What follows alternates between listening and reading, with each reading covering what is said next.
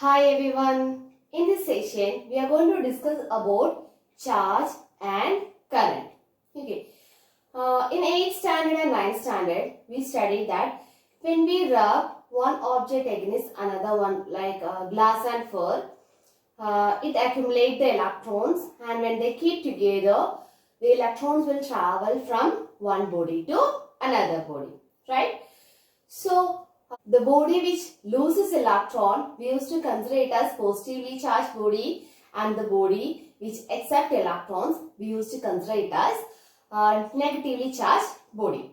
And we studied that if similar charges comes together like positive and positive or negative and negative, it repels each other, and the opposite charged bodies will attract each other. What is the unit of charge? It is coulomb, and it is represented by the letter C.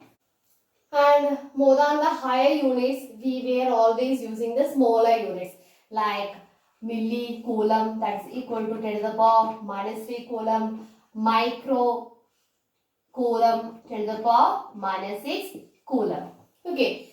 So all these constitute the movement of electrons.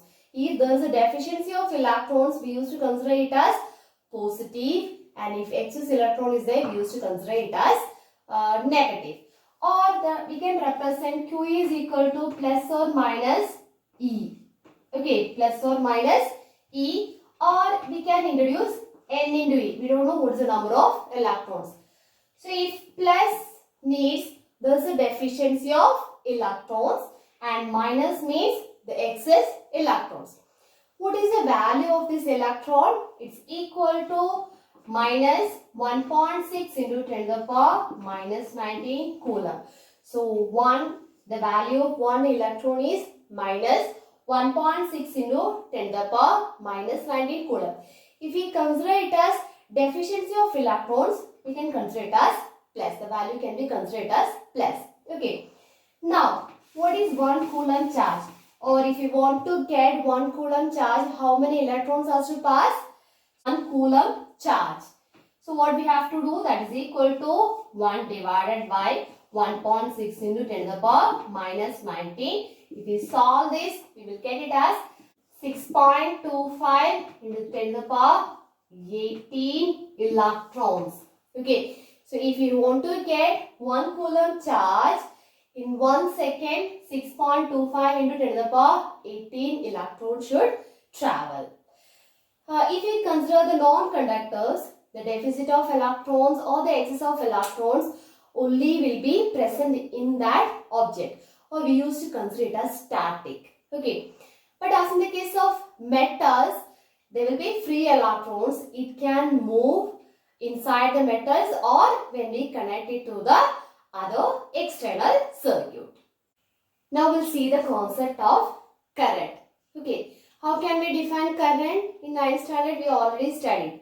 So current is defined as the rate of flow of charge, or we can tell that it is the amount of charge passing through a particular cross section in unit time or in particular time interval. Okay, so it's a number of electrons crossing a particular cross section in unit time is known as current. So how to represent current? Current is represented by the letter I, that is equal to Q divided by T, the number of charge passing per unit time. Current is always measured by an equipment called ammeter. There is a condition to connect the ammeter in the circuit. It should be connected series to the circuit, then only we will get the right measurement in the ammeter. Okay. Now let us see the unit of current. So how can we find the unit of current? First we have to write the unit of charge. What is the unit of charge? It is coulomb. What is the unit of time? It is second. So the unit of current is equal to coulomb per second, or we can write with a single unit as that is equal to ampere. Okay. As an honor of the French scientist Andre Ampere, it's given as the unit of current is given as ampere. Okay. We always use the smaller unit comparing with the bigger units of current, like milliampere, that's equal to 10 to the power minus 3 ampere. Then microampere, that's equal to 10 to the power minus 6 ampere. Sometimes nanoampere, that's equal to 10 to the power minus 9 ampere. So these are the smaller unit of ampere. Now we'll define what is 1 ampere. Okay, what is 1 ampere? When you get 1 ampere? We'll get 1 ampere is equal to 1 coulomb by 1 second. 1 coulomb by 1 second. How can we define? We can define 1 ampere current flows through the circuit when 1 coulomb charge passing through a point in 1 second. Okay, so when 1 coulomb charge passing in 1 second through a point, we can tell that is equivalent to 1 ampere current. In metals, the charge carriers are electrons. So the movement of electron flow constitute the current in metals. Same way we know that the cell, the metals are not using. We are using the electrolyte. So as in the case of electrolyte, there will be positive ions and negative ions. We used to consider it as, call it as cations and anions. So that movement constitute the electricity or current in the battery or cell. Okay. We always represent the direction of current flow. But current is not a vector quantity. It's a scalar quantity. Okay. It's a scalar quantity. But always we will represent the direction. So the direction is only meant to show the flow of current or the movement of electrons. Okay. Current is a scalar quantity. Current itself doesn't have any direction. Okay. But we always show the direction to show the movement of electrons or the current flow. Now we'll represent this in terms of electrons, number of electrons. So we can tell that Q is equal to number of electrons, N into E. I will substitute here. I is equal to Ne divided by T. Depends upon plus and minus. Like deficiency of electron, we can use it as plus. And if excess electron is there, we can use it as minus. This is in the case of metal. Now, if we consider the case of electrolyte, we will represent it as Q1 number of cations and Q2 as a anion.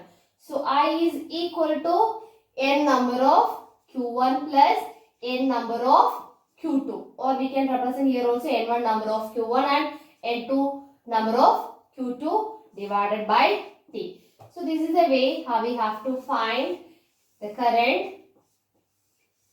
This is in metal and this is in electrolyte. Now we will discuss about potential and potential difference. Okay. So we know that like charges repel each other and unlike charges attract each other. Okay. So just consider we have two charges A and B. If they are unlike, plus plus. Okay. If you want to bring A and B together, we have to do some work against a repulsive force. If same force means they will repel each other. Right? Okay. So here if you want to bring A to B or near to B, we have to do some work against this repulsive force. Same way, if A and B, one is positive and another one is negative, there also if you want to bring, otherwise we have to, the work should be done against this attractive force. Okay. So potential, we are going to define in terms of work done. Okay. So potential, we used to represent in terms of work done to bring unit test charge. Test charge here we will consider it as positive charge. Okay. So potential means just consider that here in this area you have the presence of so many charges. Okay, so here you have so many charges in a particular area. Or you just consider that this is your classroom. Okay, this is a classroom and so many students are there. Teacher has come back to the class. Okay, But teacher is missing someone. The person is still there in the ground. He went for, previous period you had the PT. So before the bell, except one person, everyone returned back to the classroom. So teacher is not ready to take class. She wants or he wants entire students in the class. Okay. So the person is here in the ground. Okay. So these people came to the class before the bell. So just consider the bell as the work done. Okay. Or the attractive force to reach this class. Okay. So if the person is very far away, the force between we used to consider it as 0. Okay. So potential we can define that it is the amount of work done to bring a test charge or a positive charge. We used to consider this as infinity. Okay, consider this as infinity. So very far away the object or the force charge is at very far away and we have to bring that force to here. So what teacher will do? Teacher will send some person to call the other one. So they are applying some force or just consider it as work done. The person who went there while moving, he has to spend the energy. So consider the person spent some work or energy to bring back the other one to the class. So potential is defined as the amount of work done to bring a unit positive charge from infinity to a point. To a point in the sense that there more number of charges are there. Okay. So the cluster of charges will be there. Into that cluster, we have to get a same charge from outside to inside. So when it comes nearer, it will be having a repulsive force. So a work is said to be done to bring a unit positive charge from infinity to a point that we used to call it as potential. Okay, potential means we have to bring the positive charge or the test charge from infinity to a field or a point where more electrons or positive charges are there.